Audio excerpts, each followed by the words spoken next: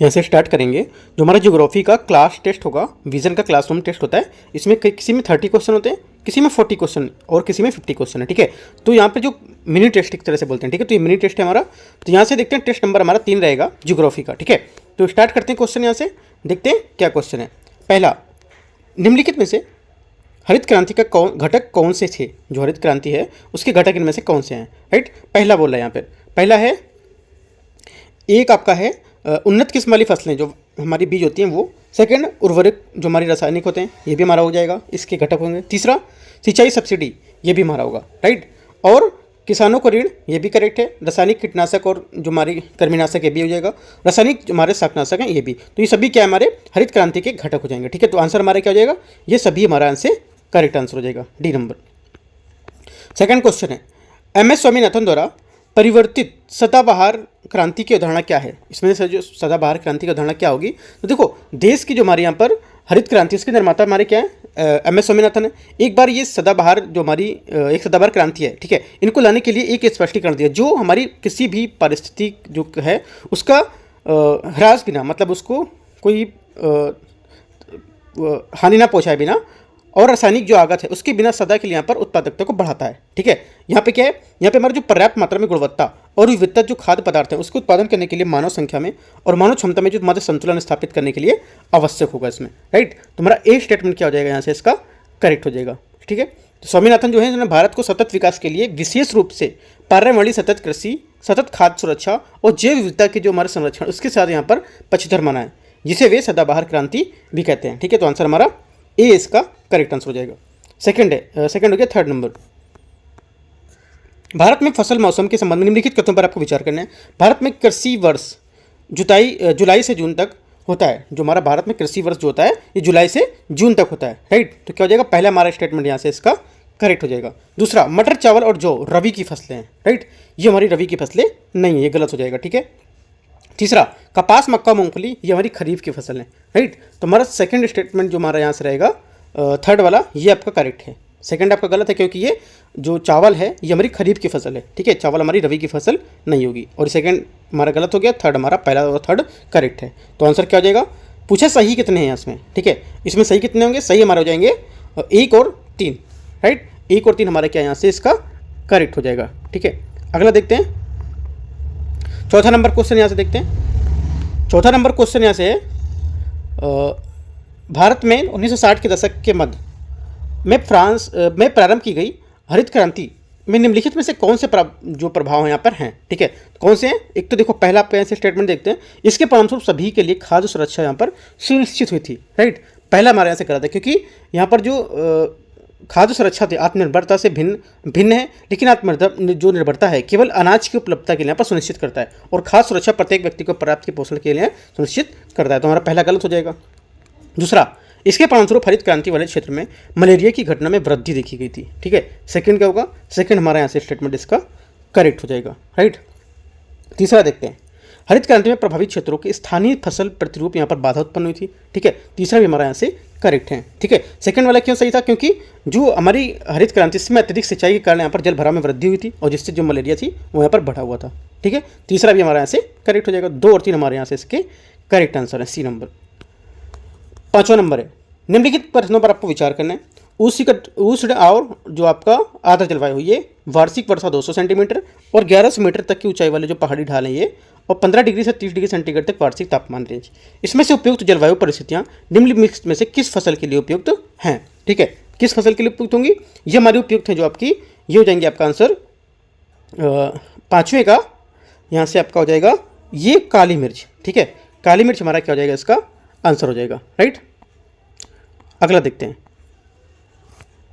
छठा number question, छठा number है, भारतीय कृषि के संबंध में निम्नलिखित में से कौन सा कथन कमांड क्षेत्र, कमांड एरिया जो है उसका सर्वोत्तम वर्णन करता है? तो करेक्ट आंसर हमारा यहाँ से जो छठा नंबर है इसका आंसर हो जाएगा आपका, ये करता है, ये एक ऐसा क्षेत्र है जहाँ सिंचाई के लिए जल की आपूर्ति नहर प्रणाली के द्वारा यहाँ पर की जाती है। ठीक है, तो बी हमारा क्या है? इसका करेक्ट आंसर हो जाएगा। कमान क्षेत्र जो है हमारा नहर प्रणाली द्वारा संचालित होते हैं। ये नगर जो नहर प्रणाली है इसके द्वारा आपूर्ति किया गया जल, सिंचाई और जो अन्य प्रोजेक्ट उसके लिए यहाँ पर ये उपयोग किया जाता है। ठीक है, तो हमारा बी क्या हो जाएगा? छठे का करेक्ट आंसर हो जाएगा। 7वां नंबर है, भारत में पाई जाने वाली एक प्रकार की मृदा के संबंध में निम्नलिखित कथनों पर विचार करना है। ठीक है, इस मृदा में ह्यूमस पदार्थ की मात्रा कम होती है क्योंकि इसमें उच्च तापमान के कारण ज्यादातर सूक्ष्म जीव यहाँ पर क्या है, नष्ट हो जाते हैं। ठीक है, साथ में क्या हो जाएगा, पहला स्टेटमेंट हमारा यहाँ से इसका ये बता रहा है। दूसरा, ये किस मृदा की बात कर रहा है आपको ये देखना है। ठीक है, ये मृदा कर्नाटक, तमिलनाडु और मध्य प्रदेश में पाई जाती है। राइट। तीसरा, ये मृदा काजू जैसी फसलों के लिए उत्पादन के लिए उपयुक्त होती है या इसके लिए अच्छी होती है। ठीक है, ये मृदा लो ऑक्साइड और एल्युमिनियम के लिए संबद्ध होती है। तो चारों स्टेटमेंट में किसकी बात कर रहे हैं, ये बात कर रहे हैं हमारी जो लेटराइट मृदा है इसकी। जो काजू है हमारा, ये लेटराइट मृदा में यहाँ पर उगाया जा सकता है। ठीक है, सातवें का डी हमारे यहाँ से करेक्ट आंसर हो जाएगा इसका। अगला देखते हैं 8वां नंबर क्वेश्चन। ठीक है, 8वां यहाँ से क्वेश्चन है। 8वां क्वेश्चन है, भारत में 20 कृषि पारिस्थितिक क्षेत्र में विभाजित करता है। ठीक है, और विभाजित करता है। कृषि पारिस्थितिक क्षेत्र में विभाजन के निम्नलिखित में से किस कारक यहाँ पर प्रयोग किया जाता है। राइट, तो यहाँ पर ये देखते हैं, इसमें यहाँ पर स्टेटमेंट दे रखे हैं, देखते हैं इनको। पहला है प्राकृतिक भूगोल। ठीक है, दूसरा जलवायु, तीसरा फसल वृद्धि अवधि और चौथा मृदा के प्रकार। ठीक है, ये सब क्या है, इनमें से हमारा जो बोल रहा है कि जो कृषि पारंपरिक हमारे क्षेत्र हैं इसके विभाजन के लिए कारण कौन कौन से जो कारक उपयोग यहाँ पर कर सकते हैं, तो ये सभी कारक उपयोग कर सकते हैं। ठीक है, प्राकृतिक भूगोल ये भी हमारा सही हो जाएगा क्योंकि जलवायु परिस्थितियाँ और जो ये विभिन्न प्रकार की जो मृदा वनस्पति है उसके विकास में परिलक्षित होता है। ठीक है, जलवायु आंकड़ा हमारा है उसके 50 वर्षों तक एक अद्यतन जो मृदा है वो आंकड़े के आधार पर देश में 20 कृषि पारिस्थितिक क्षेत्रों में विभाजित किया गया इनमें। राइट, तो हमारे सभी स्टेटमेंट इसके करेक्ट हो जाएंगे। 9वां नंबर क्वेश्चन है, भारत में जलोढ़ मृदा के संबंध में निम्नलिखित तथ्यों पर आपको विचार करना है। ठीक है, पहला, इसमें पोटास की प्रचुरता होती है लेकिन फास्फोरस की यहाँ पर कमी पाई जाती है। ठीक है, तो पहला क्या होगा, पहला स्टेटमेंट हमारा यहाँ से इसका रहेगा ये पहला स्टेटमेंट हमारे यहाँ से करेक्ट हो जाएगा इसका। दूसरा, खाद, खादर और जो यहाँ पर लिखा है बांगर। ठीक है, खादर और बांगर दोनों मृदाओं में कैल्शियम की प्रचुरता होती है। ठीक है, ये क्या हो जाएगा, ये भी स्टेटमेंट हमारा करेक्ट हो जाएगा। तीसरा, इस मृदा से पूर्व पश्चिम की ओर रेत की मात्रा क्या घटती जाती है। ठीक है, तीसरा हमारे यहाँ से गलत है क्योंकि हमारी जो ये है इसकी मात्रा यहाँ पर जो रहेगा जलोढ़ मृदा के निक्षेपित होती है, इसमें रेत की मात्रा क्या पश्चिम से पूर्व की ओर घटती है, ना कि पूर्व से पश्चिम की ओर। तो ये इसका अपोजिट दे रखा है डायरेक्शन, तो ये गलत हो जाएगा। पूछे कौन सा सही है, तो आंसर हमारा 1 और 2 हमारा स्टेटमेंट इसका करेक्ट हो जाएगा, 9वें का बी। 10वां नंबर क्वेश्चन है, भारत की निम्नलिखित फसलों पर आपको विचार करना है। चावल, चना, रेपसीड और सरसों, तूर, कपास, इनमें से कौन सी मुख्य रूप से रबी की फसलें हैं। ठीक है, जो हमारी मुख्य रूप से जो रबी की फसलें हैं यहाँ से हो जाएंगी आपकी 10वें में। एक तो आपका हो जाएगा सेकंड नंबर। ठीक है, चना। ठीक है, उसके बाद आपका हो जाएगा रेपसीड और आपका चौथा सरसों। ठीक है, तो 2, 3, 4 हमारी जो है ये क्या है, ये रबी की फसलें हैं। ठीक है, तो हमारा 10वें का बी हमसे हमारा करेक्ट आंसर हो जाएगा इसका। ठीक है, अगला देखते हैं। अगला है हमारा 11 नंबर क्वेश्चन, निम्नलिखित में से भारत में सिंचित भूमि मृदा से ह्रास का मुख्य कारण क्या होता है। ठीक है, ये मुख्य कारण हमारा होता है ये मृदा का क्षारीकरण और लवणता, ये हमारे यहाँ से इसका सिंचित भूमि की मृदा का ह्रास का कारण होगा। ठीक है, क्योंकि सिंचित जो हमारी कृषि योग्य भूमि है एक बड़े हिस्से में मृदा की क्षारीयता एवं लवणता जो होती है उसमें जल भराव जो होता है उसके कारण उर्वरता को खो देता है। ठीक है, तो आंसर हमारा 11 का सी। 12 नंबर, भारत में रेगुर मृदा के संबंध में निम्नलिखित कथनों पर आपको विचार करना है।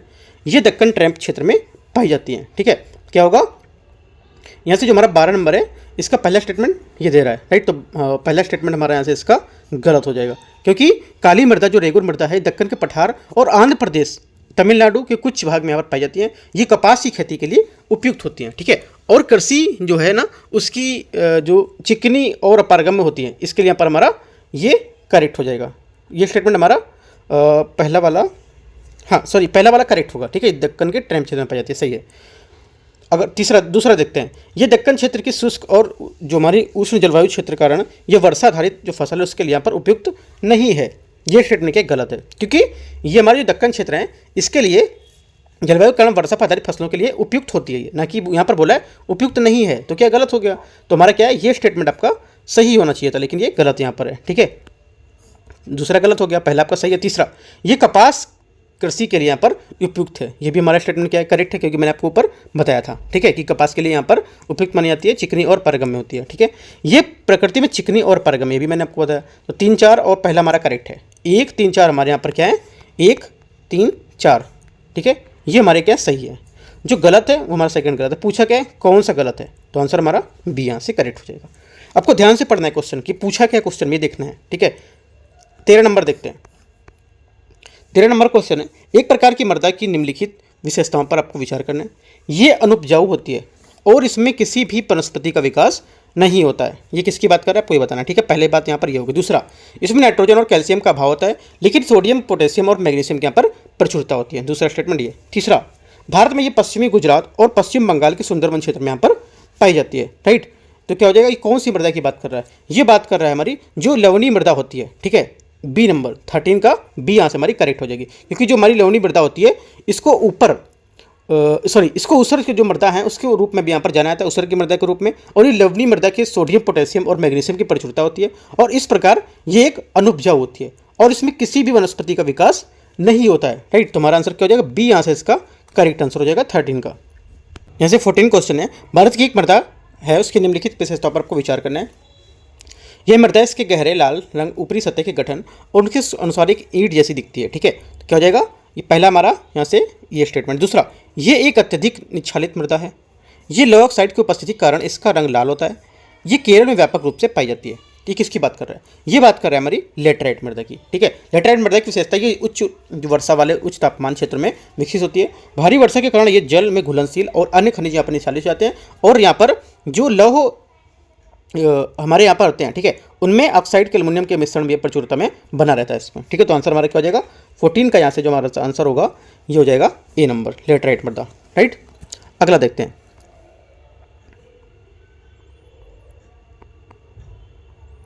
अगला है 15 नंबर। मृदा निर्माण के संबंध में निम्नलिखित कथनों पर आपको विचार करना है। लाल और पीली मृदा आधारभूत चट्टान से गहरी संबद्धता प्रदर्शित करती हैं, ठीक है। 15 का हमारा क्या होगा, पहला स्टेटमेंट आपका करेक्ट होगा, क्योंकि लाल और पीली मृदा क्रिस्टली आग्नेय चट्टान पर विकसित होती है और लाल रंग क्रिस्टली और जो रूपांतरित चट्टान है उसमें लोहे की व्यापक प्रसार के कारण यहाँ पर होता है, ठीक है। सेकेंड, समानता यदि हम भूमध्य रेखा में ध्रुव की ओर जाते हैं तो मृदा संस्तर की गहराई बढ़ती जाती है, ठीक है। सेकेंड हमारे यहाँ से गलत होगा, क्योंकि यहाँ पर जो जैसे ही जाते जाएंगे तो उनकी गहराई यहाँ पर कम होगी, ना कि यहाँ पर बढ़ेगी, ठीक है। तो ये हमारा गलत आंसर होगा सेकंड वाला। तो आंसर हो जाएगा हमारा, पूछा सही कौन सा है तो ओनली 1 हमारे यहाँ से इसका 15 का करेक्ट आंसर हो जाएगा। 16 नंबर है, 16 नंबर है, मिट्टी के क्षेत्रीय वर्गीकरण के संबंध में निम्नलिखित कथनों पर बताना है कि कौन सा सही होगा। पेडल्फर आर्द्र जलवायु में पाई जाने वाली एक पाई जाती है, जबकि पेडोकल शुष्क और अर्धशुष्क और उप जो आर्द्र क्षेत्र है उसमें संबद्ध इसका है, ठीक है। तो 16 का क्या होगा, पहला स्टेटमेंट हमारे यहाँ से इसका करेक्ट हो जाएगा, ठीक है। दूसरा, पेडल्फर निच्छालित मृदा होती है, जबकि पेडोकल्स एक कैल्सिफिकेशन यहाँ पर होता है, ठीक है। क्या होगा, सेकंड भी हमारे यहाँ से इसका करेक्ट है, ठीक है। देखो ये हमारे पेडोलकस एक शुष्क और अशुष्क हमारे जो आर्द्र क्षेत्र है उससे संबंध होता है। यहाँ संभाग जो हमारा वाष्पोत्सर्जन है उसकी वर्षा से क्या है, अधिकता के कारण यहाँ पर घुलित जो हमारे खनिज हैं ये जल दोनों के ऊपर यहाँ पर आ जाते हैं, ठीक है। और कभी कभी क्या परतों के साथ मिलकर कैल्शियम का संकेंद्रण करते हैं, जिसे हम कैल्सिफिकेशन कहते हैं, ठीक है। कैल्सिफिकेशन इसको बोलते हैं। तो दोनों स्टेटमेंट हमारे करेक्ट हैं। तीसरा, काली मृदा या चरनोजेम पेडल्फर समूह की सबसे समृद्ध मृदा होती है। तीसरा क्या है, तीसरा स्टेटमेंट हमारे यहाँ से इसका गलत हो जाएगा, ठीक है। तीसरा यहाँ से गलत होगा क्योंकि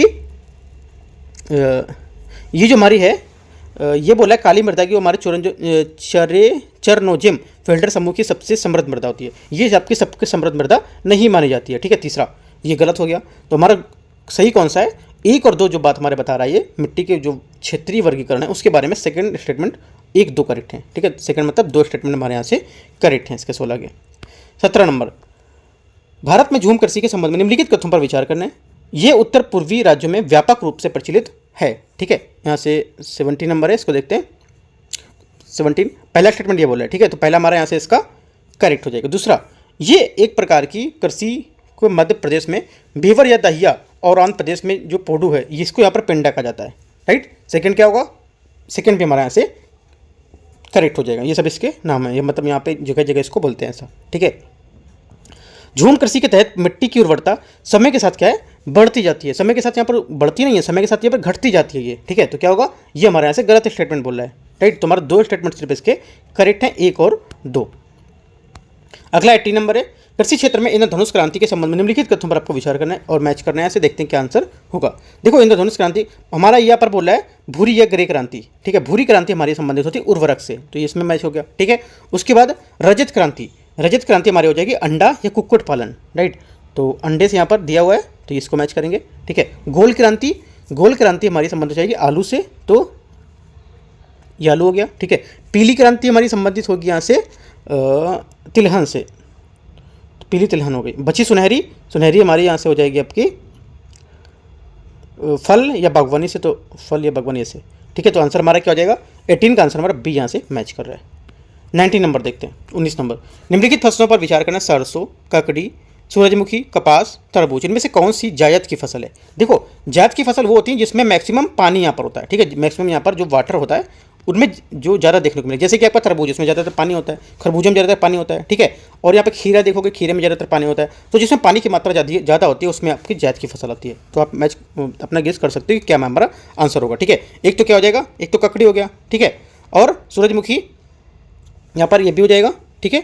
और यहाँ पे हमारा तरबूज, कपास यहाँ पर नहीं है और सरसों भी यहाँ पर नहीं है। ककड़ी में क्या है मैक्सिमम पानी होता है, तरबूज में भी पानी होता है, सूरजमुखी में भी पानी यहाँ पर होता है, ठीक है। 2, 3, 5 हमारे आंसर क्या है करेक्ट हो जाएंगे यहाँ से। बहुत लोग इसमें 2, 5 मारेंगे, ककड़ी और तरबूज, यहाँ पे सूरजमुखी यहाँ पर लोग नहीं मारेंगे, ठीक है। तो क्या है सूरजमुखी भी आपको यहाँ से मारना है इसका आंसर, राइट। अगला देखते हैं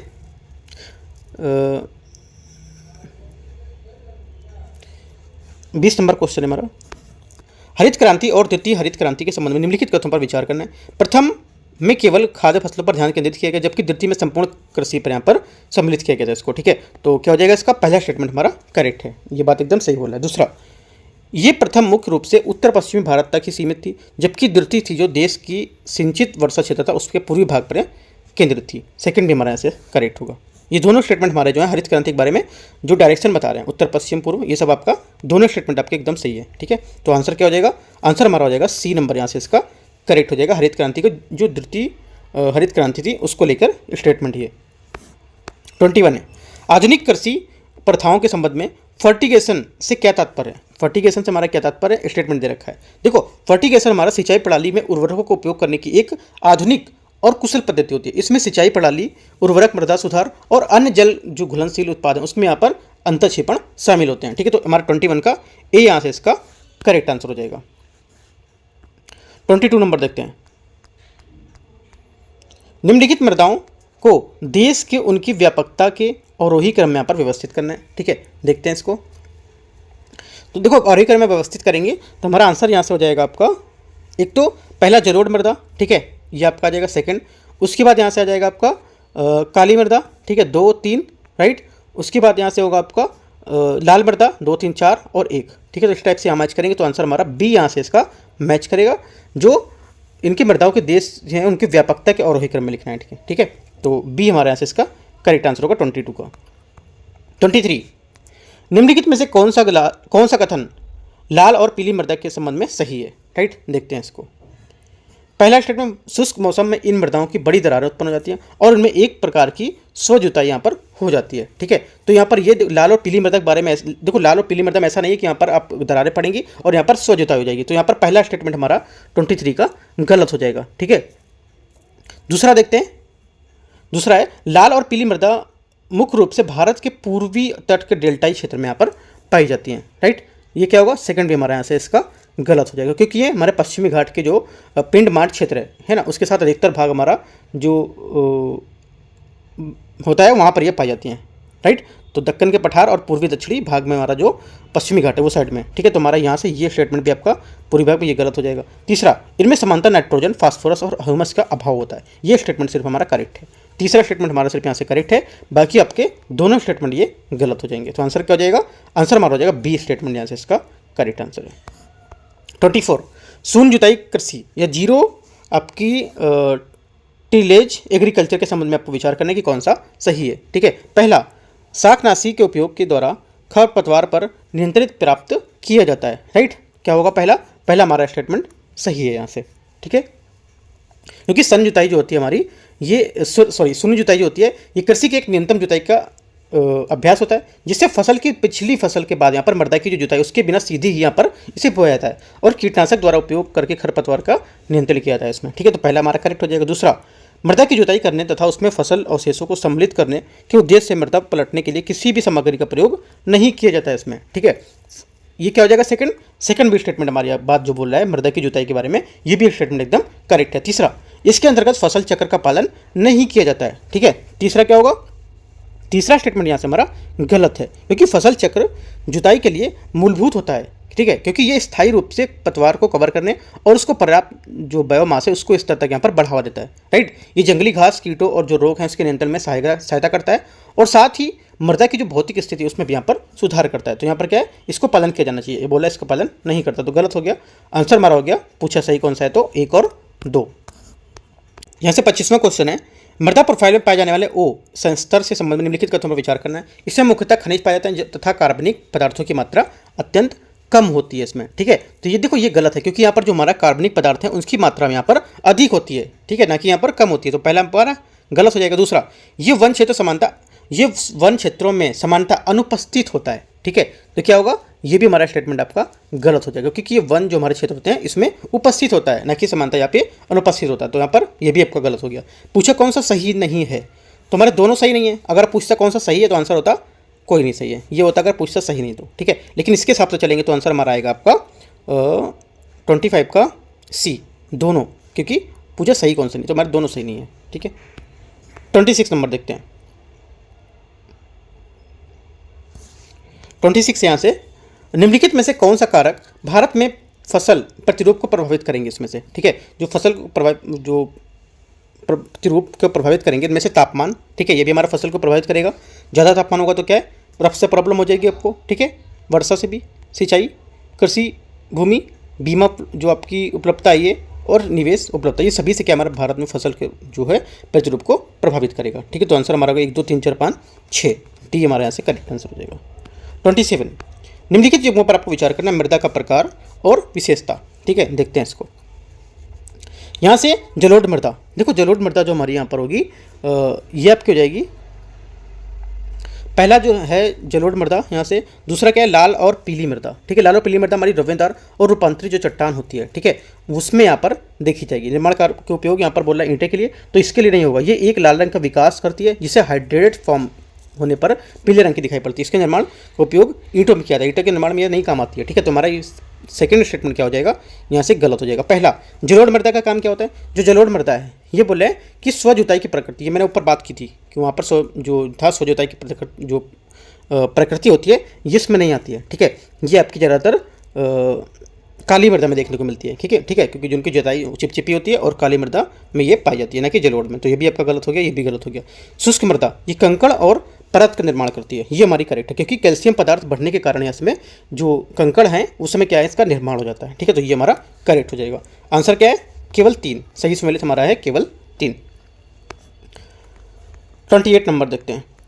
भारत में उर्वरक के उपयोग के संबंध में निम्नलिखित कथनों में कौन सा सही है? तो उर्वरक के बारे में हमारा जो सही होगा इसके बारे में स्टेटमेंट देखते हैं। पहला, ये उर्वरकों के उपयोग के अनुरूप कृषि उत्पादकता में अनुपातिक वृद्धि नहीं हुई है इसमें। ठीक है, तो पहला हमारा क्या है? करेक्ट है क्योंकि 1970 से जो हमारा उर्वरक है उसके सीमांत उत्पादकता में गिरावट और जो हमारी भारतीय कृषि है उसके अनुसार यहाँ पर अकुशल उपयोग को एक सूचक बताती है। तो पहला हमारा क्या हो जाएगा? इसका करेक्ट हो जाएगा। दूसरा, उर्वरक खपत में खरपतवार फसलवार तो क्षेत्रीय संतुलन है इसमें। ठीक है, सेकंड भी हमारा क्या है? करेक्ट हो जाएगा क्योंकि यहाँ पर उर्वरक खपत में क्षेत्रीय असमानता के साथ आलू जैसी जो फसल है उसकी तुलना में कुछ फसलों में उर्वरकों में भारी खपत हो जाती है।